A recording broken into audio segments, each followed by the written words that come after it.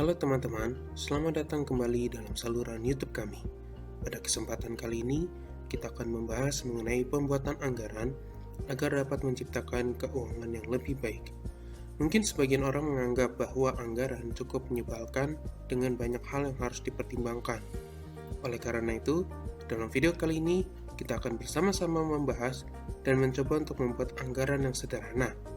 Sebelum lanjut, pastikan untuk like, share, dan subscribe saluran YouTube kami agar tidak ketinggalan konten-konten menarik seputar dunia keuangan pribadi. Mari kita mulai. Apa itu anggaran?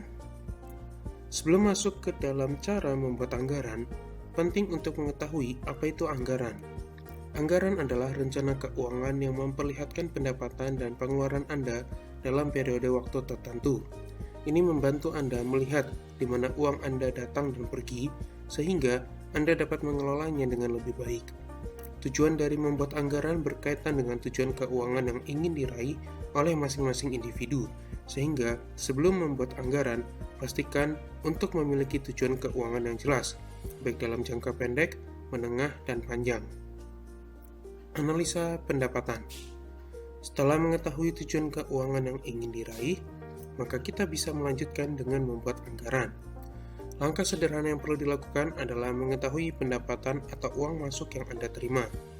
Tentunya pendapatan atau penghasilan yang diterima dapat bersumber dari mana saja, baik melalui gaji, hasil usaha, dividen, bunga, hasil sewa, dan sebagainya.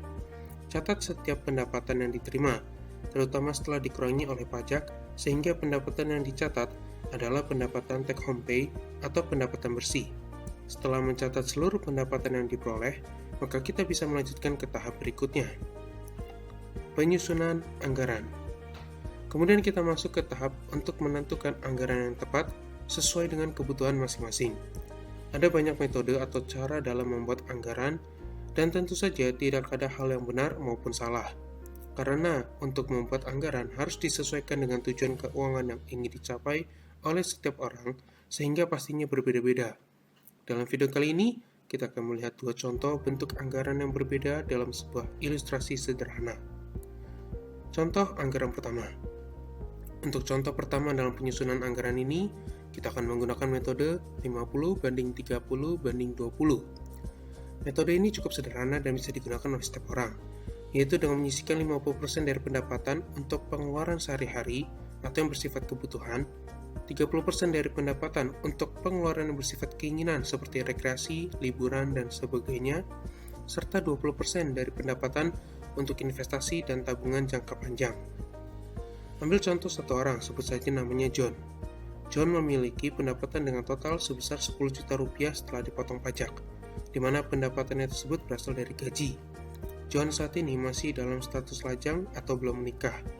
Dengan menggunakan metode penyusunan anggaran yang pertama, maka John menyisihkan 20% dari 10 juta, yaitu 2 juta untuk investasi dan tabungan, di mana ia membaginya menjadi 1 juta untuk berinvestasi di reksadana saham dan 1 juta untuk dana darurat. Kemudian 50% dari 10 juta, yaitu 5 juta, untuk kebutuhan sehari-hari, seperti makan, minum, bensin, bayar sewa kos, dan kebutuhan penting lainnya. Selebihnya yaitu 3 juta digunakan untuk keinginan seperti nongkrong bersama teman-teman, pergi liburan, dan lain sebagainya. Contoh anggaran kedua. Untuk contoh kedua penyusunan anggaran, sebenarnya bukan menggunakan metode tertentu karena pada dasarnya penyusunan anggaran kali ini berdasarkan pos-pos pengeluaran. Dalam penyusunan anggaran kedua terdapat 4 pos, yaitu kebutuhan sehari-hari, investasi jangka panjang, tabungan, dan bersenang-senang. Penyusunan anggaran ini merujuk kepada Ramit Sethi, seorang penulis buku I Will Teach You to Be Rich.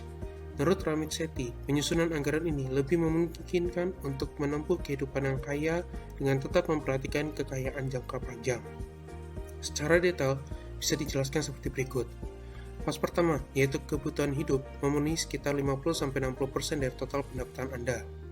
Dari besaran tersebut, tambahkan 15% sebagai dana cadangan untuk berjaga-jaga bila terjadi sesuatu yang tiba-tiba, mungkin seperti ban kempes, kebocoran atap rumah, dan lain-lain. Pos kedua, yaitu investasi jangka panjang, mengambil 10% dari total pendapatan Anda agar dapat tetap berfokus untuk membentuk kekayaan jangka panjang. Pos ketiga, yaitu tabungan, bisa sebesar antara 5-10% dari total pendapatan Anda, dengan tujuan untuk sebagai dana darurat dan tujuan keuangan seperti liburan atau biaya pendidikan anak. Pos terakhir atau keempat adalah pos bersenang-senang, di mana merupakan sisa dari uang yang ada bisa dibelanjakan tanpa perlu merasa khawatir melakukan sesuatu yang salah. Atau dalam kata lain, pos ini lebih berfokus untuk bisa memenuhi kehidupan yang lebih kaya seperti jalan-jalan atau melakukan hal-hal lain yang Anda inginkan dalam kisaran anggaran tersebut. Dengan menggunakan ilustrasi yang hampir serupa dengan contoh anggaran pertama yaitu John, kita akan melihat bagaimana contoh dari anggaran kedua. Kita lihat terlebih dahulu dari pos pertama yaitu kebutuhan sehari-hari, di mana terlihat ada pembayaran untuk sewa kos, makan, bensin, dan lain-lain. Kemudian dari anggaran John ini, ada dana yang disisihkan sebagai dana berjaga-jaga sebesar 750.000, sehingga total dari pos pertama sebesar 5.750.000. Untuk pos kedua, John tetap melakukan investasi jangka panjang dengan berinvestasi melalui reksadana saham sebesar 1 juta rupiah. Pos ketiga dibagi antara dana darurat sebesar 500.000 dan persiapan untuk berlibur ke Bali sebesar 500.000 sehingga total menjadi 1 juta rupiah. Khusus untuk pos ketiga, penting untuk memiliki rekening yang terpisah antara dana darurat dengan tujuan berlibur agar tidak tercampur dan mengganggu perencanaan. Pos terakhir digunakan untuk bersenang-senang, seperti pergi ke bioskop, nongkrong, dan sebagainya dengan total sebesar 2.250.000. Kedua contoh anggaran tersebut adalah sebagian kecil dari berbagai macam jenis anggaran yang tersedia. Masih banyak metode-metode yang dapat digunakan, mulai dari prinsip Pareto dengan 80/20 atau dengan presentase tertentu seperti 50/40/10 atau 75/15/10. Hal yang paling penting adalah menentukan tujuan keuangan dan mengelola sedemikian rupa agar tetap terjaga namun tidak memberikan beban yang harus ditanggung. Ketika Anda sudah menentukan tujuan keuangan, maka anggaran bisa menyesuaikan dengan tujuan tersebut. Sebagai tambahan, ada banyak alat bantu yang dapat memudahkan untuk menyusun anggaran, baik dalam software komputer maupun aplikasi ponsel.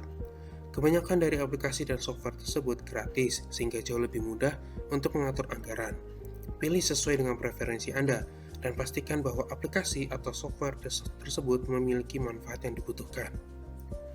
Membuat anggaran bukan hanya tentang menetapkan batasan, tetapi lebih pada memberi Anda kendali penuh atas keuangan Anda. Dengan mengikuti langkah-langkah dalam panduan ini, Anda dapat menciptakan anggaran yang sesuai dengan tujuan keuangan Anda. Ingatlah bahwa anggaran dapat disesuaikan seiring waktu, jadi periksa dan perbarui secara berkala. Semoga tutorial ini membantu Anda mengelola keuangan Anda dengan lebih efektif.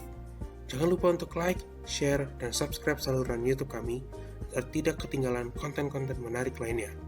Terima kasih telah menyaksikan dan sampai jumpa di video berikutnya.